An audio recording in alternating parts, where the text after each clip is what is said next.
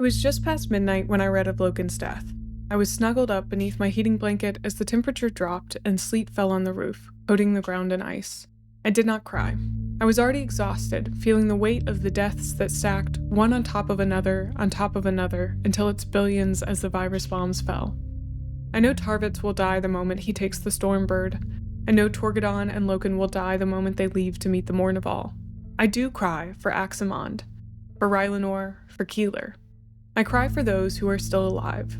In the grim dark future, I'm beginning to understand that the only good fate is death.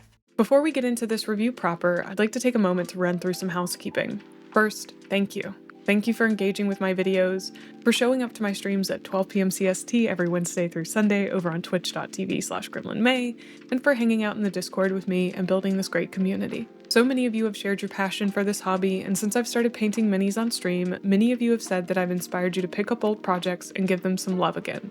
I do have a few requests. Please like this video if you enjoy it, and subscribe if you'd like to see more content like this.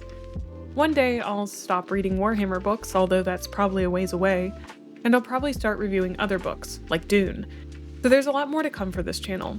If you're on mobile, have the hype to spare, and think this video deserves it, I'd appreciate the hype points. Last time we got to the top 100 leaderboard, which was absolutely crazy.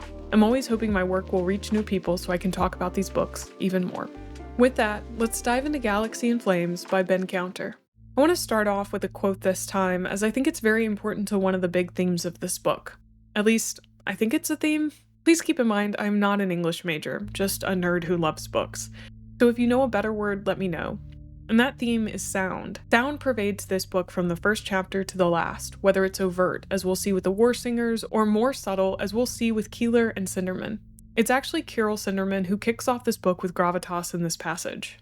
At the end of chapter 1, standing with Loken and Mercedes, Cinderman says, "Believe, my dear?" said Cinderman, smiling bleakly and shaking his head. "Maybe belief is the biggest lie. In ages past, the earliest philosophers tried to explain the stars in the sky and the world around them. One of them conceived of the notion that the universe was mounted on giant crystal spheres controlled by a giant machine, which explained the movements of the heavens. He was laughed at and told that such a machine would be so huge and noisy that everyone would hear it. He simply replied that we were born with that noise all around us, and that we were so used to hearing it that we cannot hear it at all. I'm starting to hear it, Garviel," said Cinderman, his voice quavering. "I can hear the music of the spheres." This reference to the music of the spheres doesn't make it into the Wikipedia page for the Musica Universalis, the philosophical concept that the heavenly bodies must produce a sound. This feels almost criminal, if you ask me. I also cannot seem to figure out if Cinderman is referencing a real philosopher here. There are vague ideas that this is Greek and yada yada yada. It doesn't really matter.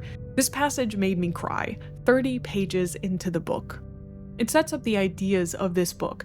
Revelation, understanding, saying the quiet part out loud, and it does so masterfully, so quickly, that you believe it was written by an iterator themselves. So let's take a moment for me to load some praise onto Ben Counter. I don't understand why no one, when recommending these books, decided to mention Counter.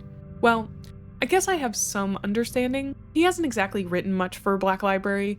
Unlike Abnett, McNeil, Aaron Dembski-Bowden, etc., he doesn't have a truly extensive catalog. Plus, of course, I have a theory. He isn't a traditional genre writer, and I could tell that from the first chapter. I said this early on in my musings on Discord about the book, but Counter has an amazing word economy.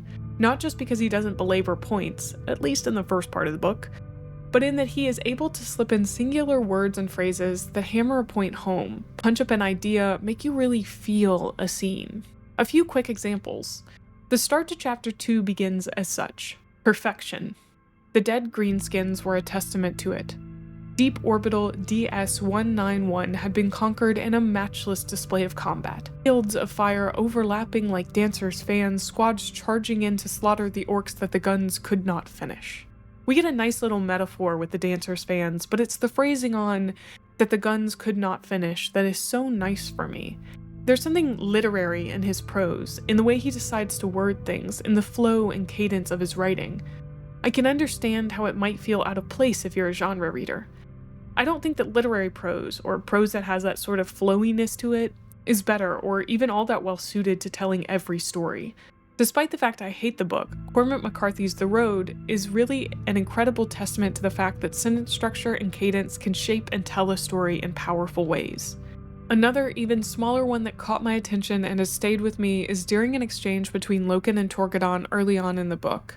"It won't be long before all this is out in the open," promised Loken. I think dialogue tags can be so hard to get right. Counter is really good at just nailing them. He uses said most of the time, but he can really pull out the stops and hit you with a promised or something similar, and suddenly you feel all the conviction, the pain, the intensity that Loken is putting into that sentence. Even later that scene when Karn is leaving after interrupting Loken and Torgadon, we see another great dialogue tag. "Perhaps," nodded Karn, walking off between the spoils of 100 wars. It's so small, but it makes me want to contort my body and say, wow, wow, wow, wow. It shows that Counter isn't thinking in big strokes, but in small ones, in how each tiny piece of his prose can make this book more impactful to the reader. Although, and I'm so sorry to give you guys whiplash every time, this is really only true for maybe the first part or so. Now don't get me wrong, he keeps dropping bangers, but it gets harder and harder in parts 2 and 3. I do have a small beef with Counter, but it is really small. And that's just how much he repeats himself when it comes to a characteristic of someone or something. He does this a lot with the Emperor's children and their hunt for perfection. I'll never forget that their goal is perfection through combat, truly. He said it so many times. Same for part 3 with the idea of how horrible it is to fight against their brothers that they'd fought beside before. Yes, that is the tragedy of the entire section, but also find another way to say it, my man. This book is, in some ways, hard to talk about. There is a lot that happens, but also most of the stuff that happens in parts 2 and 3 are just fighting. Guy with bolter gun shoots guy with sword, you know, that kind of stuff. It was interesting to read, for the most part, but it's not like ripe for literary analysis, at least not under the lens that I use. So I'll keep jumping around, and hopefully by the end you'll have a cohesive idea of what I felt about this book. So these guys got Christian really fast, like really fast. Well, not exactly Christian.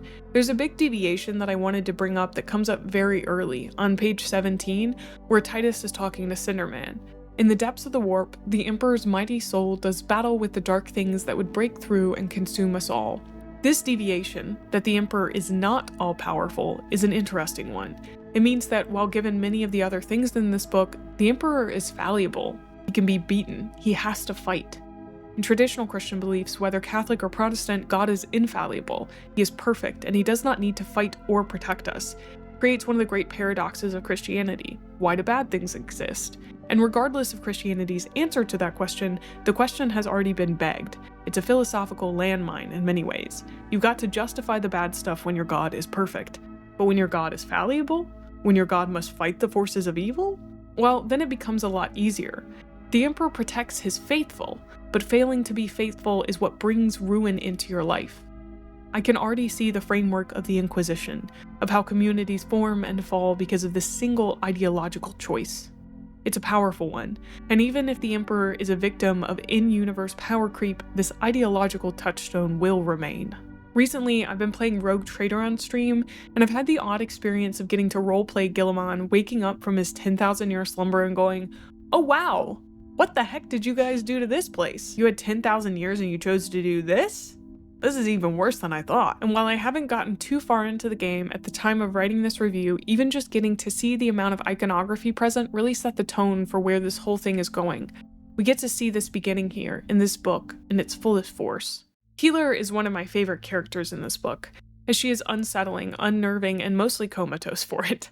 But I think that's fitting. She is being dehumanized, canonized, sanctified. She is undergoing a process that will strip her of her humanity and does by the end of the book, making her someone who is entirely free from the shackles that normal Terrans operate under. She also reminds me a lot of Manic Pixie Dream Girls from the early to mid-2000s. I don't have much to say on that, but she really does. I see everything she says as having a dreamlike quality, her eyes somewhat wide. She has a real take my hand and trust me, the Emperor/universe will provide type of energy. There's something familiar about it that I can't quite put my finger on, but Manic Pixie Dream Girl feels close. Like River Tam from Serenity. Just feral woman with a lot of power. That sort of thing. Also, I'd like to take a minute to recommend a book, albeit with some caveats. There's a book called Silence by Indo. There's also a movie which I think I've seen but I don't remember. It's a great book about missionaries going to Japan and losing their faith as they see that the people they convert may not truly understand the message they're sharing, but the new converts are willing to die for it all the same. It's a book about faith, really, and its power. The power of believing in something, the darkness that can come with it, what it means to be a missionary, etc. It's a powerful book. I'd recommend it if you enjoy the grimdark religious aspects of Warhammer and want something a little more grounded in reality. Anyway, back to my murder boys. We get 3 big deaths in this book, but we also get some great new characters I'm excited about. I'm of course excited to follow Garrow and his crew with his little misfit group of remembrancers, but Rylanor too, even though I only got to learn about him briefly and we didn't get much, wow, this guy is like a punch in the chest. There's something so painfully tragic about him as a character, just in his very essence. Also, he's a part of the Emperor's Children, so of course I love him. To the big deaths. I feel that Loken's was good. It was earned. We got a lot of him in this book, and it was a nice send-off. There was a quiet serenity to him dying not to Abaddon, but to the War Master's final strike. It's poignant. I will miss my boy. More than Loken's death, though, Torgadon's hit me hard. But really, it wasn't even his death that hit me so hard. It was Aximand. Gosh, I have been feeling sad for Aximand ever since False Gods. His situation feels so truly tragic to me. There's a clumsiness to it, a lack of understanding about the severity of what is happening, the severity of the choices he has made and will continue to make. At one point when he is about to fight Torgadon, he says, "Just like the practice cages, Tark." "No," said Torgadon, "nothing like that." There is something juvenile about this line. His inability or hesitance to accept what's happening. I thought of Aximand as an equal to the rest of the Mournival, but he seems less self-assured, more timid, typically timid in a way I did not envision for an Astartes. I like his character a lot, don't get me wrong, but it is striking in its tragedy, and it's made me think about what constitutes tragedy in a book like this, or really in a universe like this. Was it tragic when the virus bombs dropped and killed all the planetary inhabitants? Yes. But the scale is so large it's hard to conceive. When Counter writes, Astartes screamed. The sound was all the more shocking for its very existence rather than the horror of the tone. I get a glimpse into that tragedy, into understanding it. Also, note it hearkening back to the overarching theme of sound. This is the first time we hear of an Astartes screaming or crying out. It's a visceral sound pulled out of them. Paragraphs earlier, we get the line, "It was screaming." It was the song of the Coral City's death. I haven't mentioned it in a while, but this theme of sound was so prevalent in the book that I found myself making connections perhaps where there were none, feeling like I was questioning why the curtains are blue. But one of the more subtle parts of this theme is the communication of ideas. In Galaxy in Flames, we begin to see Kirill Cinderman spreading the message of the Emperor's holiness, and we get swept up in the fervor of new religious zeal with him. Keeler's miracles change him. And you know what? Euphrates Keeler's magic powers are one of the coolest mysteries in this entire series. I am begging you not to spoil me on it. I have theories. That she's basically an unsanctioned psyker, or that Tinch is messing with her for the sake of stoking the silly little religion. I am so excited to see if they reveal where her powers come from, because from where I stand, the Emperor is not a god. He's certainly not a god like the Chaos Gods. I haven't really seen them in the books, but I've seen what they can do. And I understand on some level that the Emperor is powerful. But in my head, right now, he is not powerful enough to imbue Keeler with the powers she has. I genuinely don't want to know. I don't want it to explain to me. I want to read to find out with that part. Every other part, feel free to yap about. Keep your mouths shut about Euphrates Keeler's powers, please. Because gosh, it's such a good storyline. It's so fun. I love the mystery box aspect of it. And in Keeler, we get yet another reference to sound through Yachten Cruz, the half-heard. She says to him, "You are the half-heard no longer. Now your voice will be heard louder than any in your legion." Cruz is one of those characters that makes me feel excited. I think even if he doesn't stick around really all that long, he'll have a beautifully tragic story that will feel good to read, that will feel complete. Also, on the other side of the idea of sound is that of silence and silencing. Horus and Erebus, we all hate Erebus, operate in secret for most of the book. They deal with a creature known as the Lord of Shadows. Everything about Erebus and the Chaos Gods is drenched in secrecy. Behind the scenes, it's all hidden and said quietly. But then, in an act of silencing others, Horus says his plans out loud to the first group of people not in his entourage, the Remembrancers he kills. We see him release this pent-up secret, and in saying it, he grows stronger. He also, in one fell swoop, attempts to silence his opposition but finds it difficult. We see Tarvitz getting the word out, Cinderman preaching, Loken revealing the things that Horus tries to keep hidden. For me, this is a classic, wonderful setup for a story. An evil man trying to do bad gets thwarted in little ways by epic little guys who pass along a message of hope. But his counter writes, "There was nothing so dangerous in the galaxy as a little hope." This book is just so dang good, dude. There were parts that I found, I guess, less tragic than I thought I would. To bring us back to that point, was Lucius's betrayal tragic? I would argue, not really. For me, for something to be tragic, you need to not see it coming like 5 chapters away at the very least. I like Lucius as a character, like from a literary standpoint, he's really interesting. Even if he is a little less fleshed out than the others, it's in that singular obsession for perfection that we get to see a beautiful foil to Tarvitz. We're made to understand how soft, for lack of a better word, Tarvitz is in comparison to Lucius, who is, in effect, exactly what Fulgrim's philosophy leads to. He makes me more excited to read more about the Emperor's children, to learn more about their fall, since they all seem primed for it. It is interesting that Lucius got sent down to Istvan. I was honestly surprised. I thought that he would have been spared, but I do think that it's explained in the scene between him and the word-bearer he kills, where the word-bearer says, "We taught you too much pride." He's obviously a man who cares only for himself.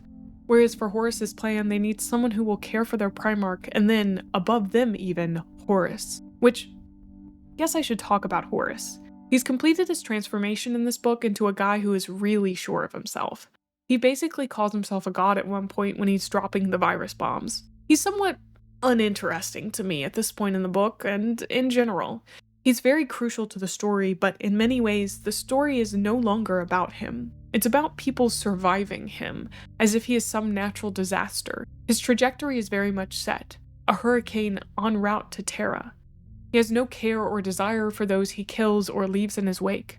I will continue to lament the lack of development he had and hope that we get a glimpse of who he used to be again, or see him make interesting decisions at the very least. Sadly, in a book series all about his fall, there is really very little of consequence that he can do other than march forward. He is a pawn of chaos now, and the thing I will be most interested to see is when he is finally struck down. Until then, I will monitor his wind patterns, hope the rain falls in interesting ways, and watch for the eye. I also, once again, didn't really care about the Deus Irae. I really wanted to. I wanted to care about Titus and Jonah and the Princeps, but I just really didn't. Titus was interesting for a little while, but once we got to the fight inside the Titan, I thought to myself, well, that's it then. I'll be interested to see Jonah again, but I don't count it as one of the moments or plot lines that made this book all that interesting for me. Titus had some cool lines, and he did a good job of showing how the religion had progressed in just a year or two, but that's about it. I really enjoyed this book. I thought it was a great follow-up to the not-so-great book that was False Gods. And when I finished it, I let out a sigh and thought to myself, okay, we can finally get into the story. It felt like the first hour of the movie that's just a lot of exposition that the director and writer weren't sure they could get in, but somehow managed to. They didn't do it super well, but I know all the things I need to know, basically, to enjoy the rest of the movie, so to speak. There's a lot more in here, stuff I will probably go, oh shoot, I should have mentioned that. But I went through all my sticky notes and I think I got pretty much everything. A lot of this book is fighting, as I said in the beginning, and that's not really where my interest lies. Loken does a lot of cool and interesting stuff in this book as well, but he's dead now, so it's a good book. Go read it. I'll leave us with a Loken moment. Cinderman had been right. Loken was hearing the music of the spheres, and it was a terrible sound that spoke of corruption, blood, and the death of the universe. My man's probably died with anxiety. Rest in peace, my sweet Luna Wolf. I'll miss you. I'll be starting on Flight of the Eisenstein as soon as this review comes out. I apologize for the delay in getting this done, as I've been painting a lot of miniatures. You can come watch me do so on Twitch at twitch.tv/gremlinmay. If you'd like to join our discussions about the books, you can come to the Discord, which is discord.gg/gremlinmay. I am also a part of the Owlmates program through Owlcat Games, so expect more Rogue Trader streams as we gear up for Dark Heresy. I'll see you guys on stream and in the next video. Thank you!